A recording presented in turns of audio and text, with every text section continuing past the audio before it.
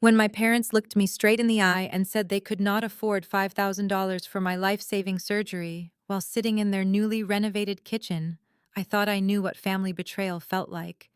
But that was nothing compared to discovering the real reason they refused to help me. My broke brother Marcus, who worked 3 minimum wage jobs just to survive, somehow found a way to give me everything I needed. What I uncovered about my parents' true financial situation and the family secret they had been hiding for decades would destroy everything I thought I knew about blood loyalty, love, and what family really means. Before we dive into this story, that will make you question everything about family bonds, I want to know where you are watching from. Drop your location in the comments below, and if this story about family betrayal and unexpected heroes resonates with you, please hit that like button and subscribe for more real-life drama that will leave you speechless. Trust me, you will not believe where this family nightmare leads us. My name is Serafina, and I never thought I would be the person sharing a story like this. But sometimes life forces you to confront truths so devastating that staying silent becomes impossible. It all started 6 months ago when I began experiencing severe abdominal pain that would leave me doubled over in agony. After weeks of tests, my doctor delivered news that changed everything. I needed emergency gallbladder surgery. The procedure itself was not particularly risky, but without it, my condition would deteriorate rapidly, potentially leading to life-threatening complications. The surgery would cost $5,000 up front, and my insurance would only cover a portion after I met my deductible. As a 26-year-old graduate student working part-time at a campus bookstore, I barely made enough to cover rent and groceries, let alone a massive medical bill. Naturally, I turned to my parents, David and Margaret, who had always presented themselves as financially stable. They lived in a beautiful 4-bedroom house in an upscale neighborhood, drove luxury cars, and never seemed to worry about money. My father worked as a senior manager at a tech company while my mother had her own successful interior design business. When I called to explain my situation, expecting immediate support and concern, I was met with something I had never experienced before: cold indifference. Serafina, honey, we understand this is difficult, but $5,000 is a lot of money, my mother said over the phone, her voice lacking any of the warmth I had grown up with. We simply cannot afford that right now. Have you looked into payment plans? I was stunned. Payment plans, Mom, this is emergency surgery. I need it within the next 2 weeks, or my condition could become critical. My father took the phone. We are sorry, but we have our own financial obligations. You are an adult now. You need to figure these things out yourself. The conversation lasted less than 10 minutes. No offers to help research options. No suggestions for family members who might assist. No genuine concern for my health. Just a cold dismissal that left me questioning everything I thought I knew about my parents. Desperate and scared, I reached out to my older brother Marcus. At 29, Marcus had always been the black sheep of our family. While I pursued higher education and our parents celebrated my academic achievements, Marcus had dropped out of college after 2 years and struggled to find stable employment. He currently worked 3 jobs stocking shelves at a grocery store overnight, delivering food during lunch hours, and cleaning office buildings on weekends. Marcus lived in a tiny studio apartment across town, drove a 15-year-old Honda that barely ran, and I knew he lived paycheck to paycheck. When I called him about my situation, I was not asking for money. I just needed someone who cared. "Sarah, why did not you call me first?" he said immediately, using the nickname he had given me as a child. "Of course I will help you. Do not worry about anything." "Marcus, I appreciate it, but I know you are struggling too. I was not calling to ask for money. I just needed someone to talk to about this. You are my little sister. There is no way I am letting you suffer because of money. I will figure something out." Within 2 days, Marcus had somehow scraped together the entire $5,000. He sold his gaming console, his guitar, some furniture, and even took out a small loan against his car. When he handed me the cashier's check, his eyes were filled with determination and love. "How did you manage this?" I asked, overwhelmed by his sacrifice. That does not matter. What matters is getting you healthy again. The surgery went perfectly, and during my recovery, I could not stop thinking about the stark difference between my parents' response and Marcus's immediate action. Something felt deeply wrong about the entire situation. That is when I decided to do some digging. My parents had always been private about their finances, but I remembered seeing bank statements and investment documents scattered around their home office during visits. I also recalled overhearing phone conversations about portfolios and market gains that suggested they were far more financially secure than they had led me to believe. I started with social media research, looking through their posts and photos from the past few years. What I found made my stomach turn. Expensive vacations to Europe, recent kitchen renovation photos, my mother's new luxury handbag collection, my father's brand new BMW parked in their driveway. These were not the possessions of people struggling financially. But the real breakthrough came when I remembered my mother's habit of leaving financial documents on her kitchen counter. During my next visit, while she was distracted with a phone call, I discreetly photographed several bank statements and investment summaries. What I discovered left me breathless. My parents had over $200,000 in their savings account alone. Their investment portfolio was worth nearly $500,000. They had recently paid cash for a luxury vacation that cost more than twice my surgery bill. But there was something else in those documents that made everything even more sinister. I found records of large cash gifts to various extended family members over the past year. My cousin Jenny received $15,000 for her wedding. My aunt received $10,000 when her husband lost his job. Even my parents' neighbors had received a substantial loan that was later forgiven. Everyone, except Marcus and me. As I dug deeper, I discovered something that shattered my understanding of our family dynamic entirely. Hidden among the financial documents was a folder labeled Family Trust. Inside were legal papers establishing a significant inheritance that was meant to be divided between Marcus and me upon my parents' retirement. Except there was a problem. The documents showed that my parents had been systematically draining this trust fund for years, using the money for their own expenses and gifts to others, while telling Marcus and me nothing about its existence. The trust had originally contained over $300,000 intended for our futures. Now it held less than $50,000, and based on the transaction records, it would be completely depleted within 2 years. My parents had not just refused to help me with my surgery while sitting on substantial personal wealth. They had been stealing from Marcus and me for years, depleting money that was legally meant for us while maintaining their luxurious lifestyle. The betrayal cut deeper than anything I had ever experienced. But this was just the beginning of what I would uncover about my family's true nature.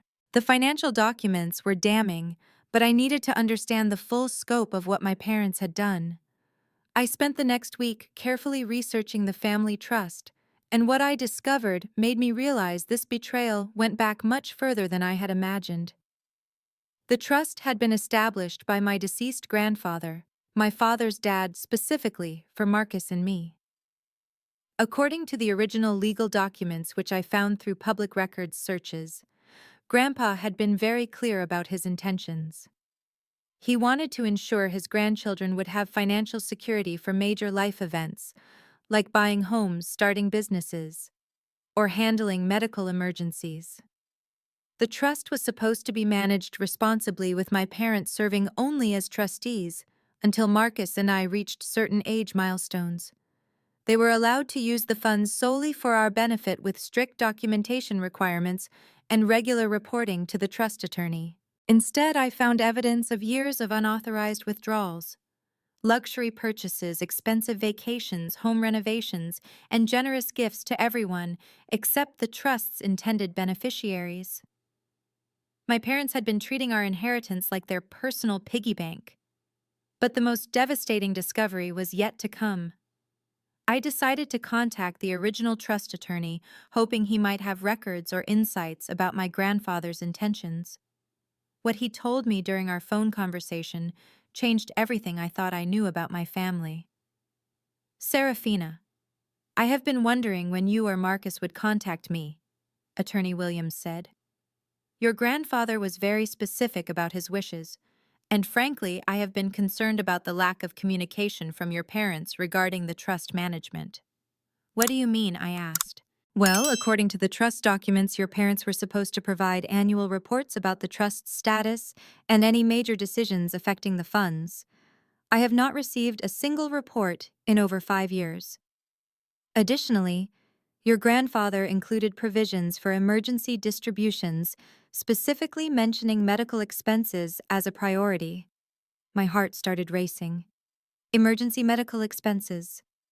Yes, your grandfather was very clear that if either beneficiary faced a serious medical situation, the trust funds should be immediately available, regardless of age restrictions or other conditions.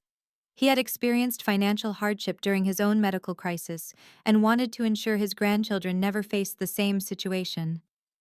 The room started spinning. Not only had my parents stolen from Marcus and me, but they had specifically denied me access to money that my grandfather had set aside for exactly the situation I had faced. Money that was legally mine to use for my surgery. Mr. Williams, I had emergency gallbladder surgery 2 months ago, and my parents told me they could not afford to help with the $5,000 cost. My brother, who is barely surviving financially, sold everything he owned to pay for it. The silence on the other end of the phone lasted for several seconds. That is absolutely unacceptable and potentially illegal. Your parents had a fiduciary duty to inform you about available trust funds and to prioritize your medical needs.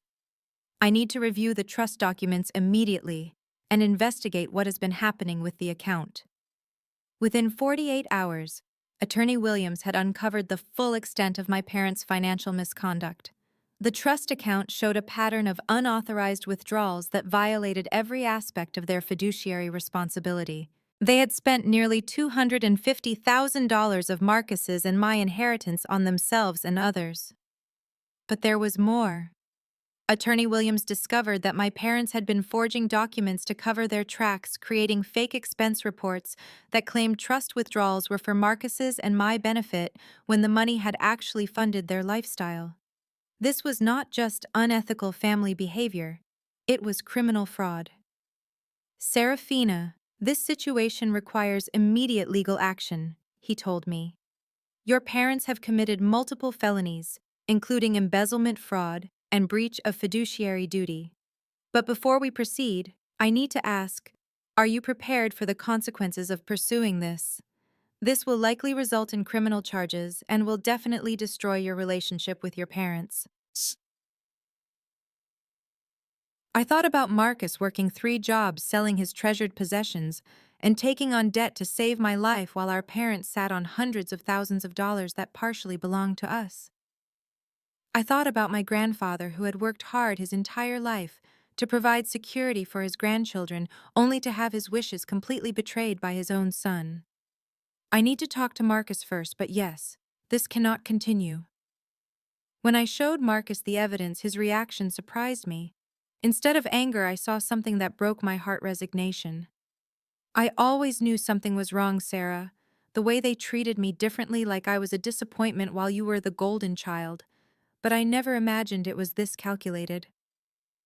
Marcus, you realize this means you have been struggling financially while they have been stealing money that was meant to help you. Yeah, I get that.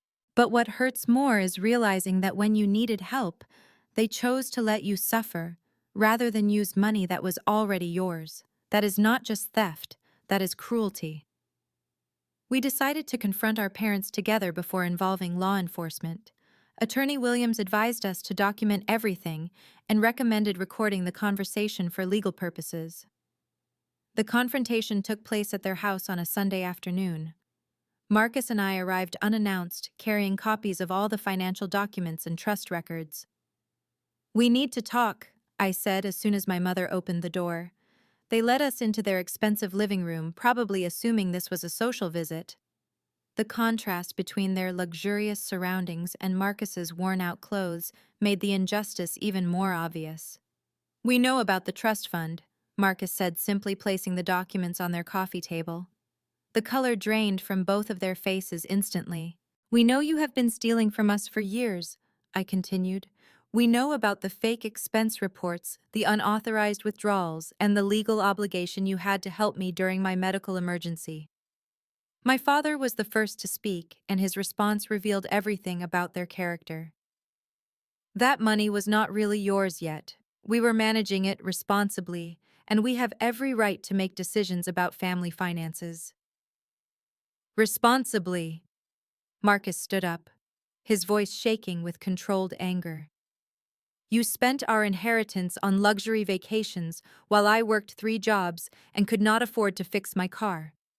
You let Sarah sell her belongings and take on debt for surgery when there was money specifically set aside for her medical expenses." My mother tried a different approach.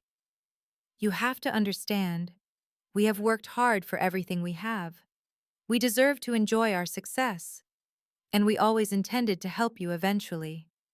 "When?" I demanded. "When Marcus was too old to benefit from having financial stability. When I was dead from a medical condition you could have easily helped me address." The conversation continued for over an hour, but it became clear that my parents felt absolutely no remorse. They justified every decision, blamed us for not being more successful, and even suggested that their actions had taught us valuable lessons about independence and responsibility. Their complete lack of accountability made our next decision inevitable. The following morning, Attorney Williams filed formal complaints with the district attorney's office and initiated civil proceedings to recover the stolen funds. Within a week, my parents were facing multiple felony charges and a lawsuit that would likely result in the seizure of their assets. But their response to being held accountable would prove that their betrayal went even deeper than we had discovered. The legal proceedings against my parents moved quickly, but their reaction to being held accountable revealed depths of manipulation and cruelty I never could have imagined. Within 48 hours of Attorney Williams filing the complaints, my phone began ringing constantly. Not from my parents, but from extended family members who had apparently received frantic calls painting Marcus and me as ungrateful children trying to destroy our parents' lives over money. My Aunt Sarah called first, her voice filled with disappointment and anger.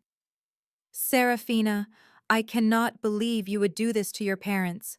They are devastated. Your mother is barely eating, and your father had to take time off work because he is so stressed. How could you be so heartless over a few $1,000s?" I realized immediately that my parents had crafted a carefully constructed lie about the situation. "Aunt Sarah, what exactly did they tell you?" "They said you needed money for some minor medical procedure, and when they could not immediately write you a check, you decided to sue them and have them arrested. They said you found some old family documents and are trying to claim money that was never really meant for you kids." The manipulation was masterful.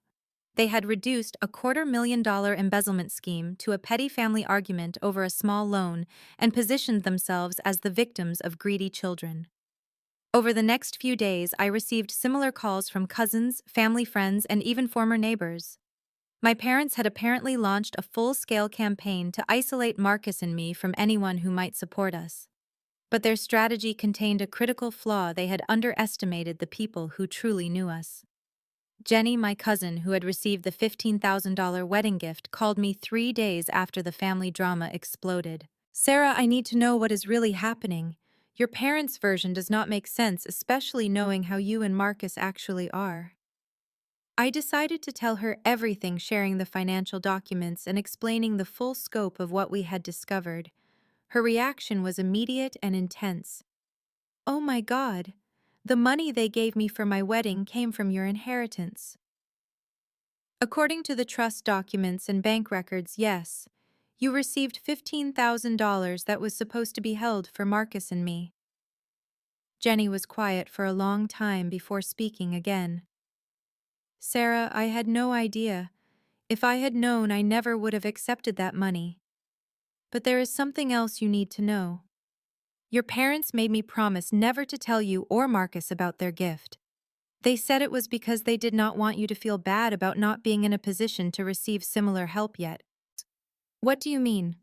They specifically told me that you and Marcus were not ready for financial responsibility, and that they were waiting until you were older and more mature before sharing family money with you. They made it sound like you were both kind of unstable. This revelation hit me like a physical blow. Not only had my parents stolen from us, but they had been systematically destroying our reputation within the family to justify their actions. Jenny continued, I want to help you fix this. I still have most of that money saved, and I want to return it to your trust fund.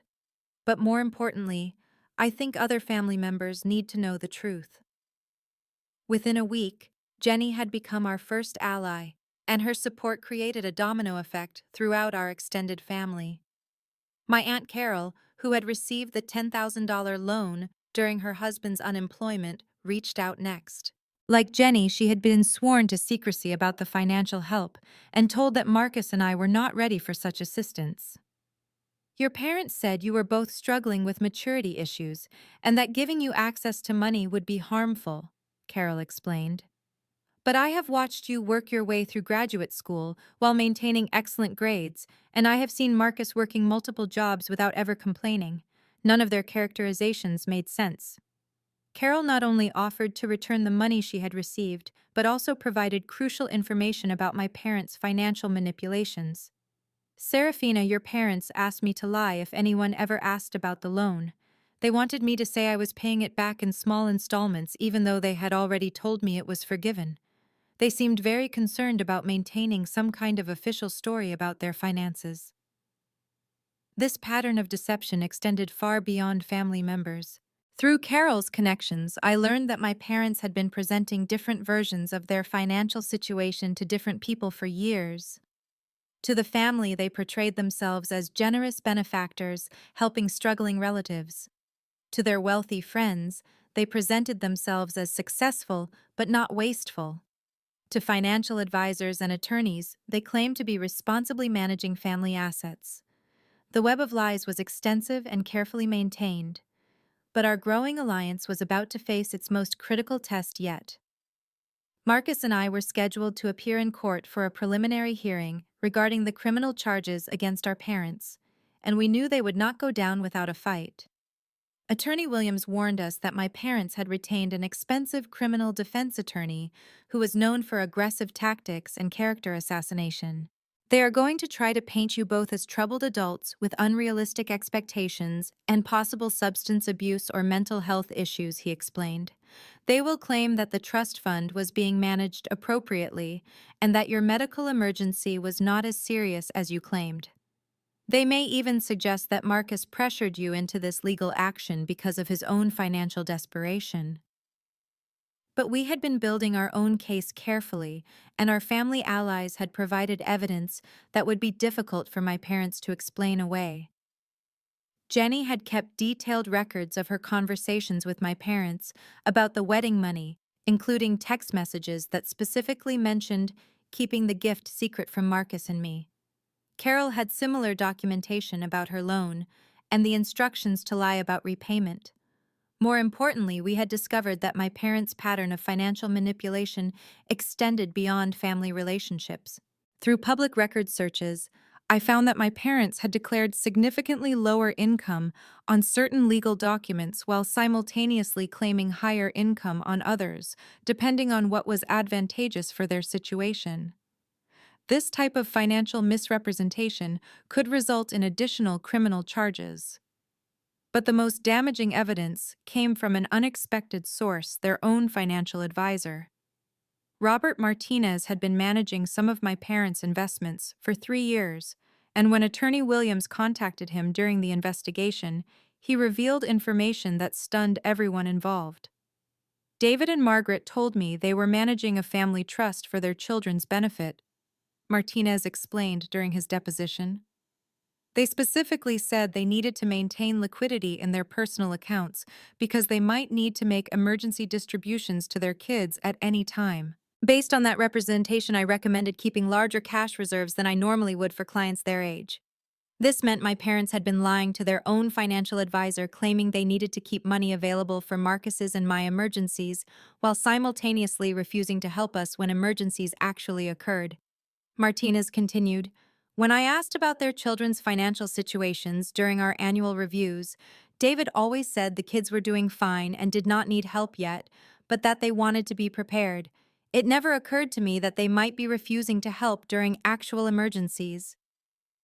The financial advisor's testimony would prove that my parents had been deliberately maintaining the ability to help us while choosing not to do so, even lying to professional advisors about their intentions. As we prepared for the preliminary hearing, our alliance had grown to include 5 family members, 1 financial advisor, and Attorney Williams's team. But we were about to discover that my parents had been building their own network of support, and their strategy would involve betrayal from someone we thought we could trust.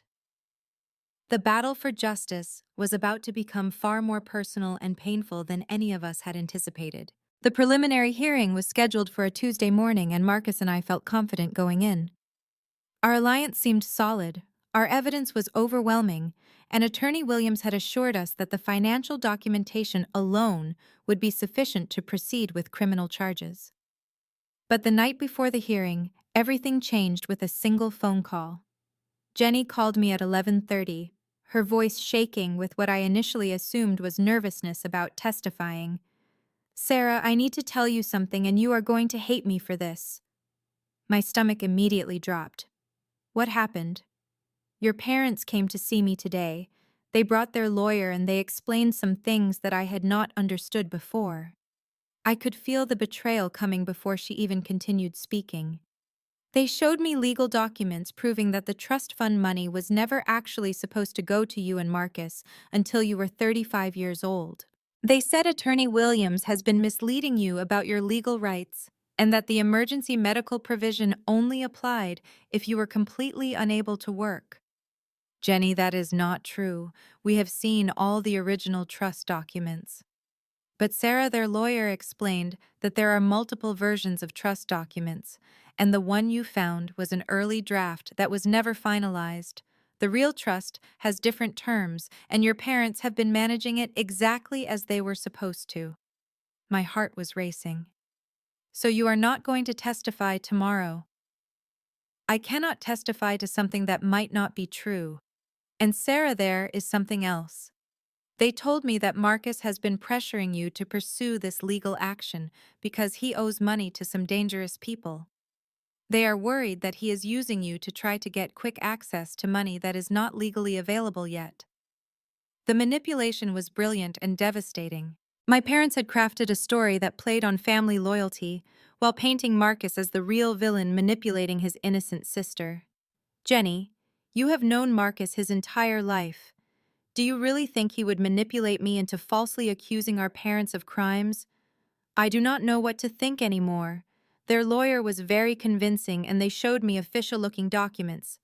Plus, they said if I testify falsely tomorrow, I could face perjury charges and have to pay back the wedding money immediately." The threat was clear: support us and face financial ruin, or abandon us and keep the money.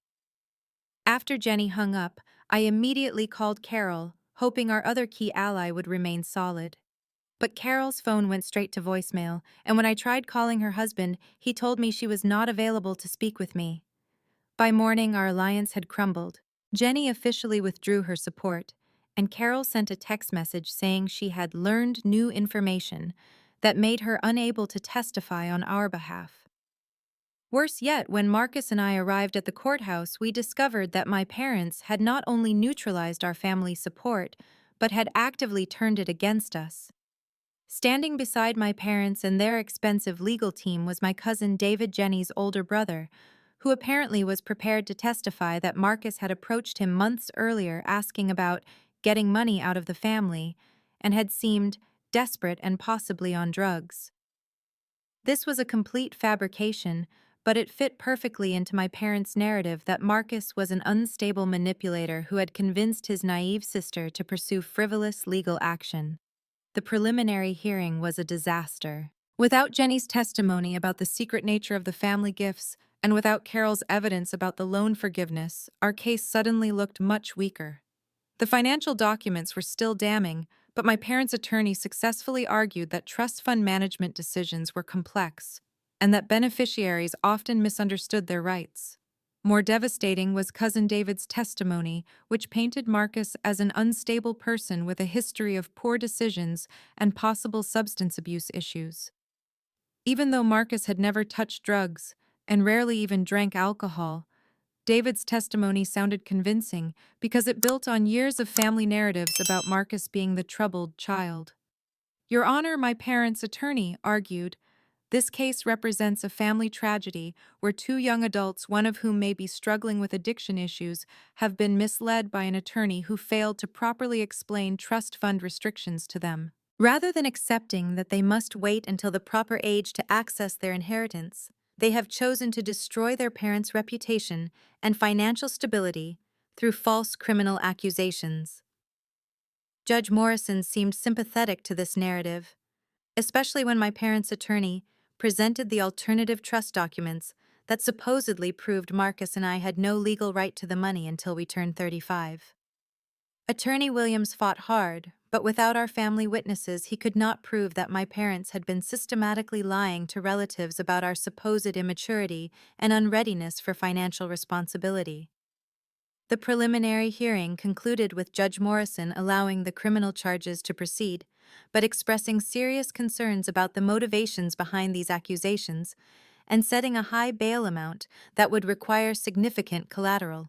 More devastatingly, the judge granted my parents' request for a restraining order, preventing Marcus and me from accessing any family trust accounts or contacting family members who might be pressured into supporting our case. As we left the courthouse, I felt completely defeated. Our parents had not only stolen from us and refused to help during my medical emergency, but they had successfully convinced much of our family that we were the villains in this situation. Marcus was quiet during the drive home, and I could see the weight of the betrayal crushing him. They have been planning this for years, have not they? He finally said. The way they treated me differently, the stories about me being irresponsible, even the way they refused to help you. They were building a narrative that would protect them if anyone ever found out about the money. I realized he was right. My parents had not just stumbled into financial fraud. They had carefully constructed a long-term strategy that included destroying Marcus's credibility and positioning themselves as loving parents dealing with troubled children. But what hurt most was realizing how easily our extended family had abandoned us when presented with financial threats and alternative explanations. People we had trusted and loved had chosen money and comfort over truth and justice. That night, as Marcus and I sat in his tiny apartment trying to figure out our next move, I wondered if we had already lost everything that mattered: our family, our inheritance, and our reputation.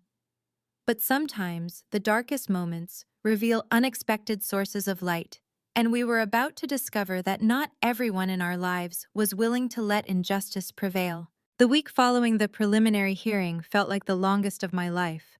Marcus had been forced to take additional shifts at his jobs to pay for legal expenses, and I was struggling to focus on my graduate studies while dealing with the emotional devastation of our family's betrayal. But on Friday afternoon, everything changed with an unexpected phone call from someone I had almost forgotten about: my grandfather's longtime friend and former business partner, Eleanor Hutchinson. Mrs. Hutchinson was 82 years old, sharp as a tack, and had apparently been following our legal situation through her own connections in the legal community. Serafina, dear, I hope you do not mind me calling. I knew your grandfather for over 40 years, and when I heard what was happening with his trust fund, I knew I had to reach out. Mrs. Hutchinson, I remember you from Grandpa's funeral. It is so good to hear from you. Honey, your grandfather would be rolling over in his grave if he knew what your parents have done. But more importantly, I think I have information that could change everything about your case. My heart started racing. What kind of information? Well, your grandfather was very concerned about your father's spending habits even before he passed away. He came to me several times asking for advice about how to structure the trust to make sure David could not misuse the funds. She paused, and I could hear papers rustling in the background. Serafina, your grandfather kept copies of everything with me as a backup. I have the original trust documents along with several letters he wrote, explaining his intentions and his specific concerns about your father's financial responsibility. I nearly dropped the phone. You have the original documents. Not just the documents, dear, I have video recordings. The revelation was stunning, Mrs. Hutchinson explained that my grandfather, being a careful businessman, had recorded several conversations with Attorney Williams during the trust creation process, specifically documenting his wishes and concerns. Your grandfather was very clear that the trust money should be available for emergencies, especially medical situations, regardless of age restrictions. He also specifically stated that if David ever tried to prevent access during genuine emergencies, the trustees should be immediately replaced. But there was more. Honey, I also have records of conversations your grandfather had with me about David's financial behavior. Your father had asked him for several large loans before the trust was created, and your grandfather was worried that David saw the family money as his own personal resource, Mrs. Hutchinson had been holding on to this evidence for years, unsure if it would ever be needed, but watching our legal battle had convinced her that my grandfather's worst fears had come true. There is something else, Serafina. The trust documents your parents showed in court are completely fabricated. I have the originals, and there was never any provision requiring beneficiaries to wait until age 35. That was something your father suggested during the creation process, but your grandfather specifically rejected it. When Attorney Williams reviewed Mrs. Hutchinson's evidence, his excitement was palpable. This changes everything. Not only do we have proof that your parents committed embezzlement, but we now have evidence that they fabricated legal documents and committed perjury during the preliminary hearing. The video recordings were particularly damning. In them, my grandfather clearly stated, "If either of my grandchildren faces a medical emergency or genuine financial crisis before they reach full access age, the trust funds should be immediately available to help them. I do not want them to ever face the kind of financial stress during health crises that I experienced in my younger years." He had also specifically addressed concerns about my father. David has always been loose with money, and I worry that he might see this trust as a source of funds for his own desires. That is exactly what I am trying to prevent. But Mrs. Hutchinson's support provided more than just evidence. It offered something we had lost credibility within our community. As a respected businesswoman and longtime family friend, her testimony carried weight that our extended family's accusations could not undermine. She had known our grandfather intimately and had no financial motivation to lie about his intentions. Your parents made a critical error, Attorney Williams explained. By fabricating those trust documents and presenting them in court, they committed multiple felonies that are much easier to prove than the original embezzlement charges. Mrs. Hutchinson also provided insight into my parents' psychological manipulation tactics. Serafina, your father has always been charming and persuasive. Even when your grandfather was alive, David could convince people that his version of events was correct, even when evidence suggested otherwise. That is exactly what he has done with your extended family. But she also offered a strategy for countering their influence. The key is not trying to convince people who have already chosen sides. The key is presenting evidence so overwhelming that their positions become impossible to maintain. With Mrs. Hutchinson's evidence, we were able to do exactly that. The fabricated trust documents contained several elements that could be easily disproven through public records. The supposed attorney signatures belonged to lawyers who had never worked on family trusts. The notarization dates corresponded to periods when the supposed notaries were out of state. Most damaging was the fact that the paper and ink used for the fabricated documents were inconsistent with documents from the time period they were supposed to represent. This is not just embezzlement anymore, Attorney Williams explained. This is organized fraud involving document forgery, perjury, and conspiracy. Your parents are looking at potential federal charges now. But the strongest aspect of Mrs. Hutchinson's support was her moral authority. She had no ulterior motives, no financial conflicts of interest, and a decades-long reputation for integrity in the business community. When she called Jenny personally to explain what she had witnessed of my grandfather's intentions, Jenny immediately broke down and admitted that my parents had threatened her financially and legally if she supported us. Sarah, they told me I would lose my house if I had to pay back the wedding money immediately, and their lawyer said I could face criminal charges for accepting stolen funds if I testified for you. Mrs. Hutchinson's response was swift and practical. Jenny, dear, none of that is true. You received money in good faith believing it was a legitimate gift. You have no legal liability, and Seraphina's parents cannot demand immediate repayment of money they gave you voluntarily. Within 48 hours of Mrs. Hutchinson's involvement, our family alliance began rebuilding itself. Jenny, Carol, and even Cousin David reached out to apologize and offer their support again. But more importantly, Mrs. Hutchinson's evidence had created a situation where my parents' legal position was completely untenable. They are going to have to plea bargain, Attorney Williams explained.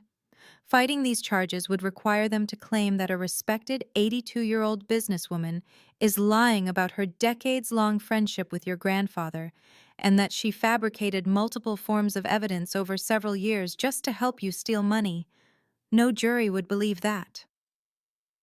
The tables had completely turned, and my parents were about to discover that their carefully constructed web of lies was finally collapsing around them. The end came swiftly once Mrs. Hutchinson's evidence was formally presented to the court. Within 2 weeks, my parents' criminal defense attorney contacted Attorney Williams to discuss plea negotiations, and their entire strategy shifted from denial to damage control. The fabricated trust documents had made their legal position impossible to defend. Forensic analysis confirmed that the papers were created recently, using modern equipment and materials, and the supposed attorney's signatures were traced to a forger my father had hired through connections at his tech company. But what truly sealed their fate was my grandfather's video recordings. Watching him explain his intentions in his own words, specifically mentioning his concerns about my father's financial irresponsibility, made my parents' lies undeniable. David and Margaret are facing a minimum of 5 years in federal prison if they go to trial, Attorney Williams explained. The prosecutor is offering a plea deal, full restitution of stolen funds, 2 years in minimum security prison, 5 years of probation, and complete forfeiture of any legal claims to the remaining trust assets. The restitution amount was staggering. Between the embezzled trust funds, accrued interest, and penalties, my parents owed over $400,000. To pay this amount, they would have to sell their house, liquidate their investment accounts, and surrender most of their personal assets. Marcus and I had 48 hours to decide whether to accept the plea deal or push for a trial that could result in longer sentences but also prolonged legal proceedings. The decision was easier than I expected. I do not want them to spend the rest of their lives in prison, I told Marcus. I want them to face consequences for what they did, but I also want this to be over so we can move forward with our lives. Marcus agreed. They stole from us and betrayed us, but they are still our parents. 2 years seems fair, and getting the money back means we can actually build the futures Grandpa wanted for us. When my parents appeared in court for the plea hearing, I saw them clearly for the first time in years. Gone was the confident arrogance they had displayed throughout our confrontations. They looked older, defeated, and genuinely remorseful. My father spoke first when the judge asked if they understood the consequences of their plea. Your Honor, I want to say publicly that my children were right to pursue legal action against us. We violated their trust, stole money that belonged to them, and caused them tremendous pain during a medical emergency. There is no excuse for what we did. My mother's statement was more personal. Seraphina and Marcus, I know we cannot undo the damage we have caused, but I want you to know that your grandfather would be proud of how you handled this situation. You showed integrity and courage that we failed to demonstrate. The formal sentencing would not occur for another month, but the plea agreement meant that Marcus and I would begin receiving restitution payments immediately. More importantly, the legal proceedings had vindicated everything we had claimed about our parents' financial misconduct. But the most significant changes in our lives were not financial, they were relational. Mrs. Hutchinson had essentially adopted Marcus and me as her honorary grandchildren, providing not just legal support, but genuine family connection. She invited us to family dinners, remembered our birthdays, and offered the kind of unconditional support we had never received from our parents. Family is not just about blood relationships, she told us one evening over dinner. Family is about people who show up for each other when it matters most. Our extended family relationships had also transformed. Jenny Carroll and several other relatives had apologized sincerely for abandoning us during the legal proceedings, and they were working to rebuild trust through actions rather than words. Jenny had insisted on returning the wedding money to the trust fund, even though legally she was not required to do so. "I cannot keep money that was stolen from you, even if I received it innocently," she explained. "But more than that, I want to prove that I choose family loyalty over financial convenience." But the most profound changes were in Marcus and me. The experience had revealed strengths in both of us that we had not known existed. Marcus had demonstrated incredible sacrifice and loyalty by giving up everything to pay for my surgery. I had shown the courage to pursue justice, even when it meant confronting the most powerful people in our lives. More importantly, we had learned to depend on each other in ways that our childhood family dynamics had never encouraged. "Sarah, I know this sounds weird, but I think what happened was ultimately good for us," Marcus told me one evening as we planned how to use our restored inheritance. "What do you mean?" "I mean, we learned who we really are when everything falls apart. We learned that we can count on each other completely, and we learned that real family is about people who choose to love and support you, not people who happen to share your DNA." Marcus was right. Our chosen family now included Mrs. Hutchinson, Attorney Williams, Jenny Carroll, and several other people who had demonstrated genuine care for our well-being during the most difficult period of our lives. With the restitution money, Marcus was able to quit 2 of his 3 jobs and enroll in a technical certification program he had always wanted to pursue. I was able to focus on completing my graduate degree without financial stress. But more importantly, we were both able to move forward without the emotional burden of unresolved family trauma. 6 months after my parents began serving their sentences, Marcus and I visited them in minimum security prison. The conversation was awkward but necessary. "We forgive you," I told them honestly. "Not because what you did was acceptable, but because carrying anger is not helping us build the lives we want." My father cried during that visit, and my mother asked detailed questions about our studies and career plans for the first time in years. The relationships will never be the same, but they may eventually become healthier than they were before the crisis forced everyone to confront the truth. As I finished telling this story, I realized that the real lesson was not about money or legal justice, but about the difference between family that happens to you and family that you choose.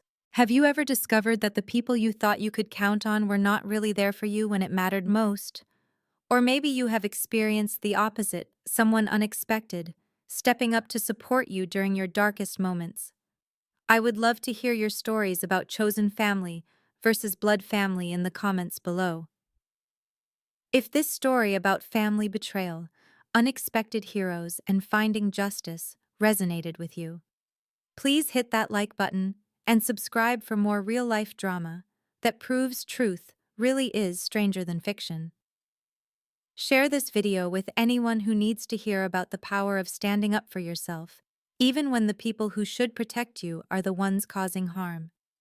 Thank you for taking this journey with me, and remember, sometimes the family that matters most is the one that chooses to love you unconditionally, especially during the moments when blood relatives fail to show up. Life has a way of revealing people's true characters during crisis, and those revelations, as painful as they may be, can ultimately lead you toward the relationships and life you actually deserve.